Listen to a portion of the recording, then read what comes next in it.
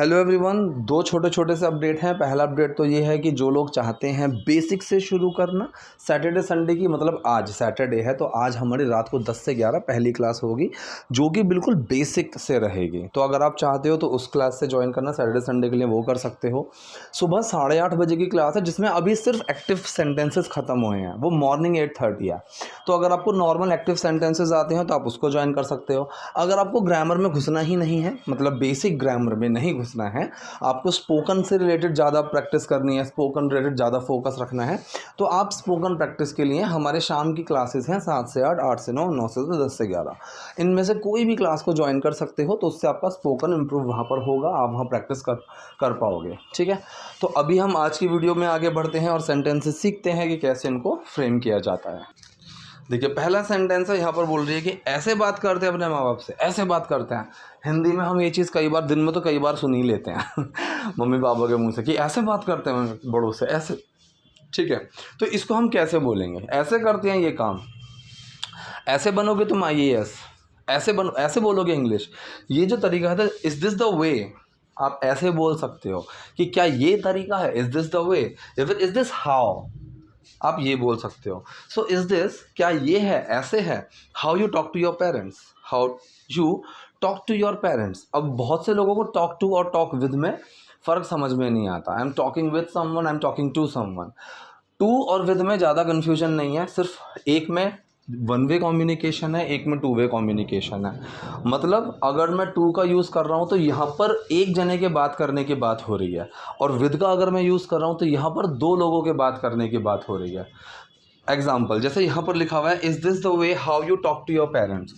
Talk to your parents मतलब तुम ऐसे बात करते हो अपने पेरेंट्स से, आपस में बात करने की बात ही नहीं चल रही, 1 वे कम्युनिकेशन की बात चल रही है कि तुम ऐसे बात करते हो अपने पेरेंट्स से, इसलिए यहाँ पर टू का इस्तेमाल हुआ। So is this how you talk to your parents, तो ऐसे बात करते हो तुम अपने पेरेंट्स से।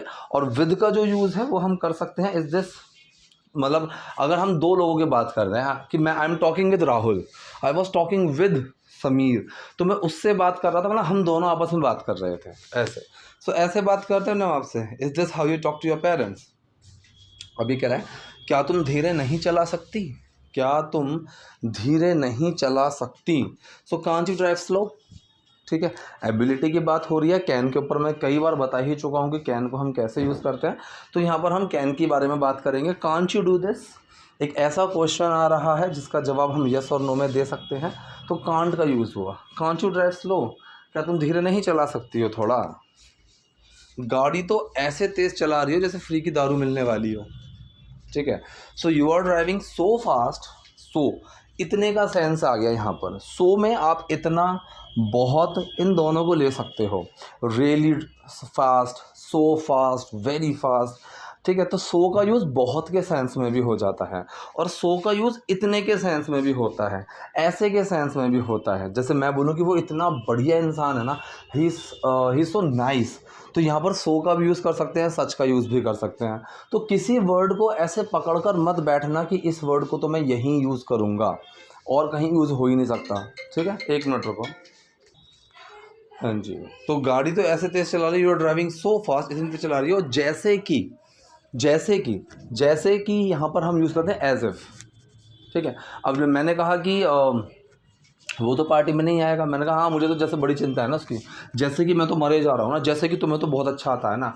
तो ये तो जैसे कि हम बोलते हैं, इसको इंग्लिश में हम बोलते हैं एज इफ, एज इफ। ठीक है, अब किसी ने आपको बोला कि यार तुम तो इंग्लिश अभी नहीं बोल पा रहे हो, आपको आया गुस्सा, आपने उसको बोल दिया ताना मार कर, हाँ तुम तो जैसे बहुत अच्छे बोल रहे हो ना, as if you are speaking very well.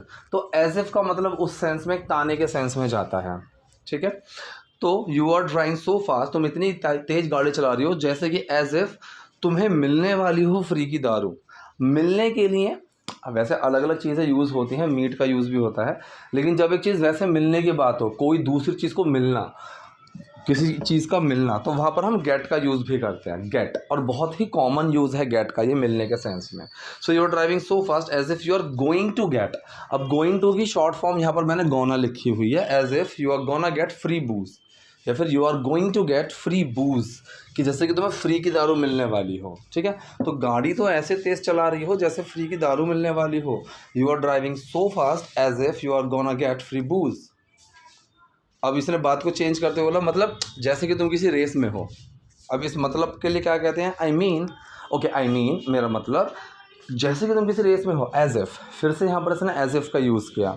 तो as if you are in a race, you are in a race, इस आर को लेकर, इस को लेकर, एम को लेकर बहुत से लोग कंफ्यूज रहते हैं। देखो प्रेजेंट में इज एम आर, पास्ट में वॉज वर, फ्यूचर में विल बी, इनके 3 तरह से यूज़ होते हैं।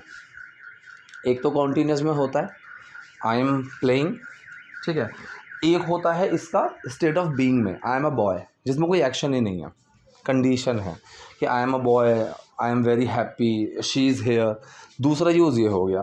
और तीसरा इसका यूज़ होता है इंडेफिनिट के पैसिव में, I am beaten, we are taught, उस तरह से यूज़ होता है, ठीक है। तो कहीं पर भी इसमें कंफ्यूज होने की ज़रूरत नहीं है कि भाई इसका एक ही यूज़ होगा, कॉन्टीन्यूस की हेल्पिंग वर्ब हैं ये, तो ऐसा कुछ नहीं है, अलग अलग तरह से इनको हम यूज़ कर सकते हैं। सो जैसे कि तुम किसी रेस में हो, as if you are in a race, और जीत जाओगी तो तुम्हें इनाम मिलेगा, और अगर तुम जीत जाओगी तो तुम्हें इनाम मिलेगा। अब ये क्या है, ठीक है, ये सेंटेंस है हमारा टाइप 1 कंडीशनल सेंटेंस, कंडीशन में भी जा रहा है और हम फ्यूचर की बात भी कर रहे हैं। तो यहाँ पर क्या होगा, ठीक है, यहाँ पर पहले क्लॉज को हम प्रेजेंट इंडेफिनिट में बनाएंगे और दूसरे क्लॉज को यहाँ पर विल में। देखो पहले क्लॉज और दूसरे क्लॉज से मेरा मतलब ये नहीं है कि हमेशा पहला पार्ट वही, नहीं, यहाँ पर मेरा मतलब है कि जिस क्लॉज में आप अगर, जब, जब भी इनको ऐड कर रहे हो, वो चाहे क्लॉज आप बाद में लगाओ, तो वहाँ पर जिस क्लॉज में इफ़, व्हेन या व्हेनेवर का हम यूज़ कर रहे हैं, उस क्लॉज में हम विल नहीं लगाएंगे। कुल मिलाकर बात ये है। तो आपको ये समझ में आया कि इफ़, व्हेन, व्हेनेवर, इसके साथ हम विल का यूज़ नहीं करते हैं। हालांकि इसमें और भी छोटी सी चीज़ें हैं कि बाकी के WH के वर्ड्स जो होते हैं उसमें भी हम विल का यूज़ नहीं करते हैं, लेकिन फ़िलहाल अभी आप मेजर फोकस अपना इस चीज़ के ऊपर रखो कि इफ़, व्हेन और व्हेनेवर जब हम इनका यूज़ करेंगे, अगर, जब और जब भी, फ्यूचर की अगर मैं सेंटेंस लगा रहा हूँ तो मैं इनका यूज़ नहीं करूँगा, ठीक है। तो वहाँ पर जो सेंटेंस जाएगा वो प्रेजेंट की फॉर्म में जाएगा, ठीक। अब जैसे मैंने एक लाइन बोली कि अगर मैं ये सेंटेंस बना रहा हूँ तो मैं ऐसे नहीं बनाऊँगा, या फिर अगर मैं ये सेंटेंस बनाऊँगा, if I make this sentence, तो इसके साथ विल नहीं आएगा, ठीक है। तो सेंटेंस क्या हुआ, और जीत जाओगी तो तुम्हें इनाम मिलेगा। सो अगर तुम जीत जाओगी, if you win, if you will win नहीं आएगा, तो यहाँ पर विल गलत हो जाएगा। तो सेंटेंस बनेगा इफ़ यू विन, अगर तुम जीत जाओगी तो तुम्हें इनाम मिलेगा, you will get a medal. आया समझ में। तो अगर जीत जाओगी तो तुम्हें इनाम मिलेगा, and if you win it you will get a medal, तुम्हें इनाम मिलेगा। अब यहाँ पर भी मैंने क्या यूज़ करा मिलने के लिए, यहाँ पर भी मैंने गेट का यूज़ करा, you will get a medal, कि तुम्हें इनाम मिलेगा, ठीक है। ये कह रही है पापा हम हाईवे पर हैं, यहाँ स्पीड लिमिट ज़्यादा है। पापा हम हाईवे पर हैं। हाईवे, स्ट्रीट, रोड, जब भी कोई एक सरफेस की बात चलती है उसके ऊपर अगर हम लिटरली हैं तो हम हमेशा वहाँ पर ऑन का यूज़ करेंगे। तो यहाँ पर भी जो यूज़ होगा वो ऑन का ही होगा। अगर किसी गली की बात भी हो ना कि मैं इस गली में हूँ, अब देखो हिंदी में तो मैंने क्या में लगाया, मैं इस गली में हूँ, लेकिन जब मैं इंग्लिश में उसको बोलूँगा तो में के चक्कर में इन में मत चले जाना कि सर इनका यूज़ कर देंगे, नहीं, वहाँ पर यूज़ होगा ऑन का, ठीक है। हम हाईवे पर हैं, we are on a highway, यहाँ स्पीड लिमिट ज़्यादा है तो the speed limit is higher here, या फिर here speed limit is higher, ठीक है। तो यहाँ पर जो स्पीड लिमिट है वो थोड़ी ज़्यादा है। अब ये कह रहा है कि हाईवे पर गाड़ी चलाने का मतलब ये नहीं, अब यहाँ पर चलाने, ये जो सेंटेंस होते हैं ना इनको पकड़ना और समझना बहुत ज़्यादा ज़रूरी है। अब इसने कहा कि हाईवे पर गाड़ी चलाने का मतलब ये नहीं है, चलाने का भी सेंटेंस कौन सा है, एक सिंपल सेंटेंस है, ना नी ने को पकड़ लो, ये चीज़ करना वो चीज़ करनी, ऐसा करना ज़रूरी नहीं है। तो यहाँ पर हम इन्फिनिटिव या जेरेंड का यूज़ करते हैं। काफ़ी जो क्लास में बच्चे हैं वो समझ जाएंगे कि मैं क्या कहने की कोशिश कर रहा हूँ। तो हम यहाँ पर क्या बनाएंगे, हमने यहाँ पर सेंटेंस बनाया हाईवे पर गाड़ी चलाने का मतलब, सो ड्राइविंग ऑन हाईवे, हाईवे पर ड्राइव करना डजंट मीन, तो इसका मतलब ये नहीं है कि, ठीक है। अब जैसे मैं बोलूँ तो इंग्लिश क्लास लेने का मतलब ये नहीं है कि तुम इंग्लिश सीख ही जाओगे। So taking English classes, English class लेना डजंट मीन तो ये इसका मतलब ये नहीं है that you are going to learn English 100%. It completely depends on your practice. तो वो आपकी प्रैक्टिस पर डिपेंड करता है पूरा. ठीक है. सो हाईवे पर गाड़ी चलाने का मतलब ये नहीं, driving on highway doesn't mean that तुम्हारी गाड़ी उड़नी चाहिए. So your car should be flying. ये भी बोल सकते हो शुड बी फ्लाइंग या फिर योर कार शुड फ्लाई. ठीक है. जो कोई भी एक्शन आप पकड़ लो, कोई भी एक्शन एक नॉर्मल मॉडल के साथ, आप उसमें ना बी लगाकर आईएनजी लगा सकते हो. ठीक है. I will go there, I will be going there.